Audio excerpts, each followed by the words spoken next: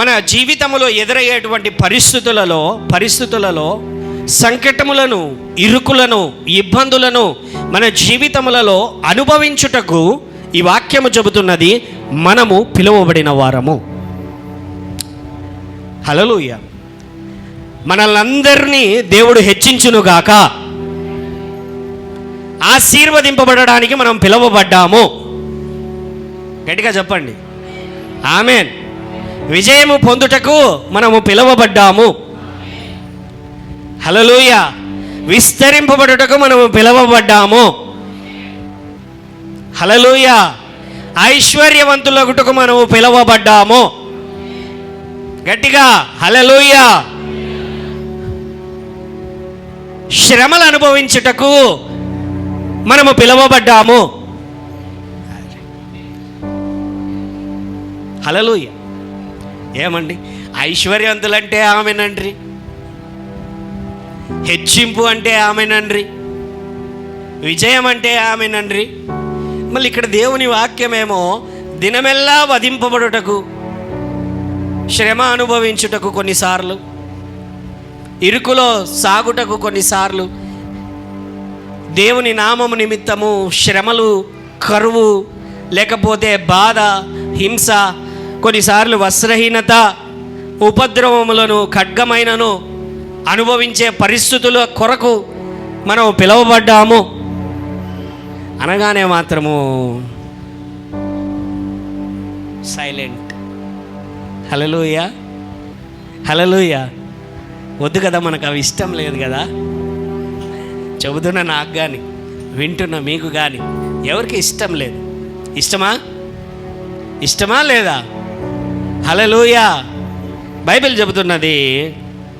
Bible చెబుతున్నది నువ్వు ఆమెనన్నా అనకపోయినా, హల్లెలూయా, గట్టిగా చెప్తున్నా ఇంకొకసారి, నువ్వు ఆమెనన్నా అనకపోయినా ఈ పరిస్థితులు కూడా వెళ్ళాల్సిందే. గట్టిగా హల్లెలూయా. హల్లెలూయా. పాస్టర్ గారు ఎవరో చెప్పారయ్యా, యేసు దగ్గరికి వచ్చే కష్టాలన్నీ పోతాయి అని చెప్తే నమ్మి నేను వచ్చాను. పోతాయా పోవా? గట్టిగా చెప్పండి హల్లెలూయా. మరి అలాగైతే మళ్ళీ రావా? హల్లెలూయా. అప్పుడు సహాయం చేసిన దేవుడు మళ్ళీ చేయడా?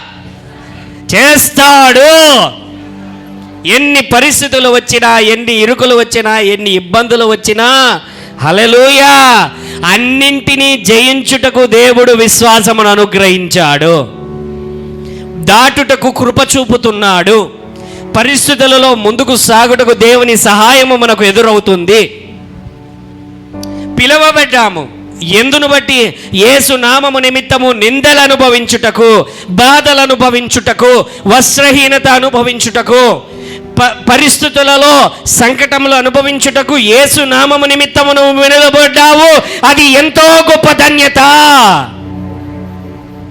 ఎంతో గొప్ప భాగ్యం అది. హల్లెలూయా. హల్లెలూయా.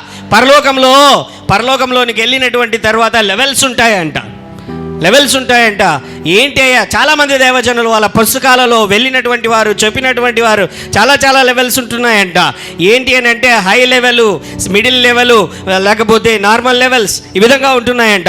హై లెవెల్లో ఎవరుంటున్నారు అని అంటే, పైన లెవెల్లో ఎవరుంటున్నారంటే, ఆయన కొరకు శ్రమ అనుభవించి, కత్తివాత పడి, పొడవబడి, రంపము చేత నరకబడి, కత్తి చేత నరకబడి, అగ్నిలో కాల్చబడి, నూనెలో వేయించబడి, బల్లెములతో పొడవబడి హతసాక్షులైనటువంటి వారు ఉంటున్నారంట. హల్లెలూయా. అర్థమవుతున్నదా నేను చెబుతున్నటువంటి మాట మీకు? శ్రమలంటే మనకి ఎవరికి ఇష్టం ఉండదు. అయితే శ్రమలు వచ్చినప్పుడు నిలబడడానికి నువ్వు సిద్ధముగా ఉండాలి. అదే యేసు నిన్ను కోరుకుంటున్నాడు. నీ యొక్క విశ్వాసములో సడలక, విశ్వాసములో నిలబడి, విశ్వాసములో ముందుకు సాగగలిగినటువంటి జీవితము యేసయ్య నీ దగ్గర నుంచి ఆశిస్తున్నాడు. అటువంటి జీవితము కలిగి ఉండడానికి నువ్వు సిద్ధముగా ఉన్నావా? అయితే గట్టిగా హల్లెలూయా. హల్లెలూయా. బైబిల్ చెబుతున్నది, శ్రమల తరువాత ఆశీర్వాదము నీ కొరకు ఉంచబడి ఉన్నది. శిక్ష తర్వాత గొప్ప ఫలము, శిక్షలు అనుభవించిన తర్వాత గొప్ప ఫలము, అభిషేకము యేసు నామమున నీ కొరకు తీసి పెట్టబడి ఉంటున్నది. ఆత్మదేవుడు మన బలహీనతలలో, మన దౌర్బల్యములో, మన కష్టములో, మన ఇరుకులు కేవలము మన బలహీనతలలో సహాయము చేసేవాడు మాత్రమే కాదాయన. మన దౌర్బల్యం అంటే దౌర్బల్యము, బలము లేనప్పుడు,